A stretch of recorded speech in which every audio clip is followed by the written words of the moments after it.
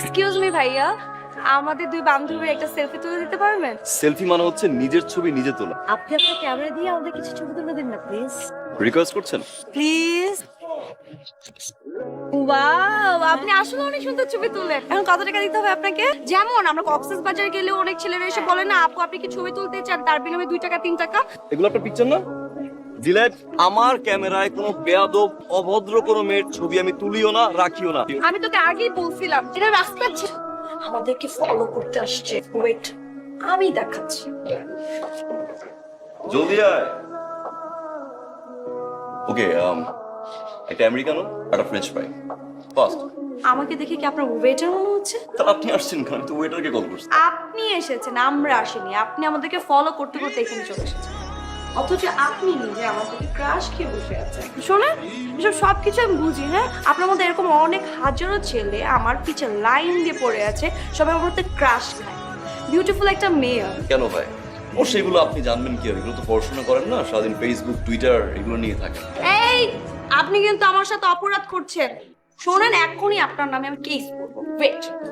জি June বলেন। আব্বা মুনি আমার নামে কেস করবে। ইনফরমেশন লাগবে না জিডি করতে? আমার ইনফরমেশনটুকু দিয়ে দিও, কেমন? পাস। এক্সকিউজ মি, একটা কথা বলতে পারি? জি বলুন। আপনারা কি বিবাহিত না অবিবাহিত? কেন? আমাদের বিবাহিত এবং অবিবাহিতর সাথে আপনার কি সম্পর্ক? আমার বাসা থেকে আমার জন্য পাত্রী খুঁজছে তো, তাই আপনাদেরকে বলা কি। তাই জি। ফ্যামিলি থেকে পাত্রী খুঁজতেছে এই বুড়া বয়সে, মানে আঙ্কেল বিউটিফুল মেয়ে দেখলে আপনার কি বউ বানাতে ইচ্ছা করে? প্লিজ আঙ্কেল, আই চল তো চল।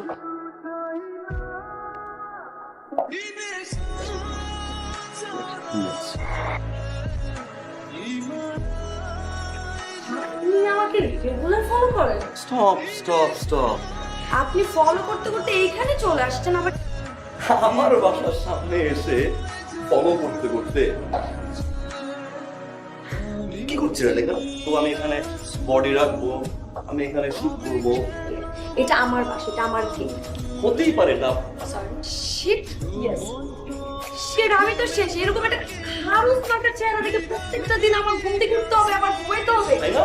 আমার বাসার সামনে আপনি ভাড়া নিলেন, যেখানে আমি 1 বছর ধরে থাকতেছি, তার অপোজিট বাসাটা আপনি ভাড়া নিলেন। ভাড়া তো নিলেন, বেশ ভালো কথা। গেট করার পরে আপনার মতো এরকম একটা বল, আমাদের পাশাপাশায় নতুন দুটো সুন্দরী মেয়ে আসছে, সেই রকম দেখতে। তোর রুচি বোধের ঝামেলা আছে। ডাক্তার দেখাও। আজকে আমি আমার ফেভারিট শুটকি মাছের তরকারি রান্না করব, ঝাল ঝাল করে।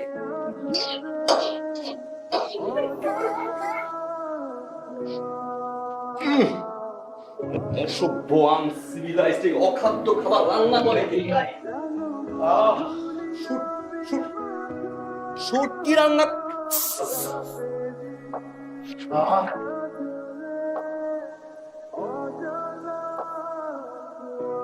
এই, আপনার কি সমস্যা? আপনি এরকম ডাকাতের মতো কলিং চাচ্ছেন কেন? মানে শুটকিটা কি আপনি রান্না করছেন? হ্যাঁ তো তো রান্না করবেন বেশ ভালো কথা। দুর্গন্ধ আমার ঘরের ভিতর ঢুকে কিভাবে? আশ্চর্য, এটা আমার বাসা, আমার যা ইচ্ছা আমি তাই রান্না করব। আপনি কে? আপনার কাছে পারমিশন নিতে হবে? এই দুর্গন্ধটা আমার বাসায় ঢুকে কি হবে? তাও আবার শুটকি ইসি। শুটকির মতো এত সুন্দর একটা ঘ্রাণকে আপনার কাছে গন্ধ মনে হয়? এই, আপনার কাছে গন্ধ মনে হলে আপনি নাকের ডগার মধ্যে এত লাগে বসে থাকেন না, রান্নার লাগায় বসে থাকেন, কি সমস্যা আপনার? শুটকির গন্ধটা নাকি তার কাছে ঘ্রাণ? তাহলে ফুলের সুবাসটাই কি বলবেন? গন্ধ? এই, আপনি তো গায়ে পড়ে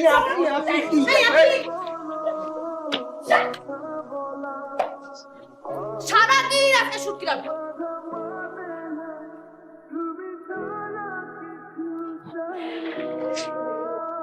কি চাই? না মানে বলছিলাম কি, আমরা দুইজন একসাথে থাকি, শুটকি মাছ আমার ভীষণ পছন্দ। মানে আমি আপনাকে বলে বুঝাতে পারবো না। কি বলতে আসছেন সেটা বল।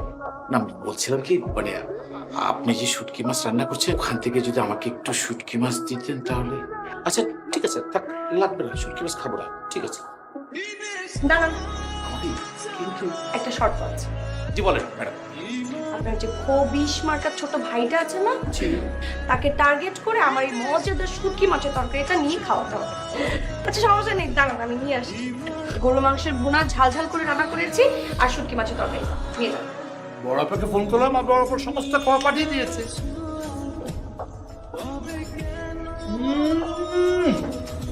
জেনারেল হ্যাঁ আপার মতো হ্যাঁ, ভালো হইতো যে কি মাছ এটা হচ্ছে শুটকি মাছ। আমি তোকে চিনি শুটকি মাছ। কি হলো?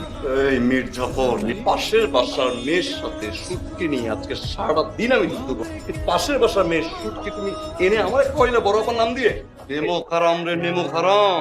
খাও। তার মানে আপনি পারছেন, আপনি তো ব্রিলিয়েন্ট।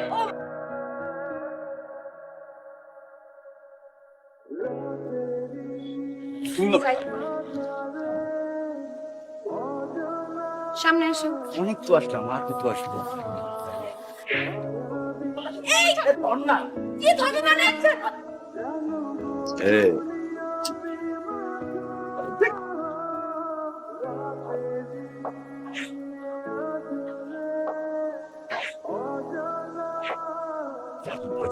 সামনে দেখা সামনে দেখা 1 2 3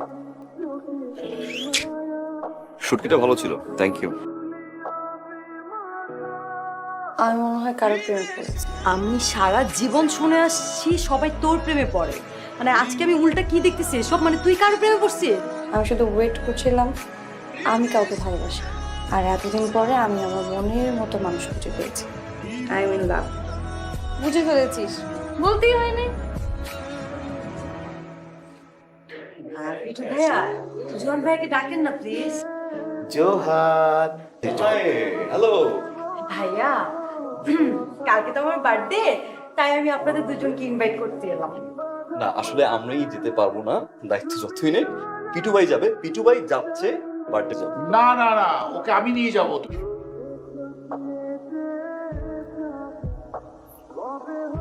এখন পর্যন্ত অনেক ছেলে আমাকে প্রপোজ করেছে, অনেকের ভালোবাসা পেয়েছি, অনেক অনেক প্রেমের প্রস্তাবও পেয়েছি, কিন্তু আমার ভালো লাগে না।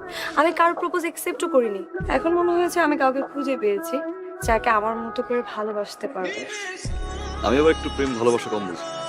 তো কার কপালটা উঠতে যাচ্ছে? আপনি। আমার মনে হয় আমি আপনাকে ভালোবাসি। Will you marry me? পিটু ভাই, পিটু ভাই তাই?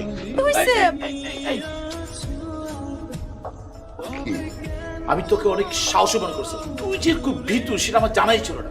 একটা সুন্দরী মেয়ে তোকে প্রপোজ করলো, তোর প্রেশার ফল করলো। ভাই আমি তো প্রেশারটা পকেটে নিয়ে ঘুরতেছি না, যে আমি চাইলাম কল করলাম, চাইলে আপ করলাম। আমি একবার যেহেতু তোমাকে পছন্দ করে ফেলেছি, তোমাকে ভালোবেসে ফেলেছি, তোমাকে বিয়ে করেই ছাড়বো। এখনো তো আমাকে চিনতে পারোনি, ডে বাই ডে আরো অনেক চিনতে পারো। করেন আমার চুপ, কোনো কথা বলবো না, বসো। এই তো, এই তো লক্ষ্মী বাচ্চা। মা তোমার হাতটা দেখি।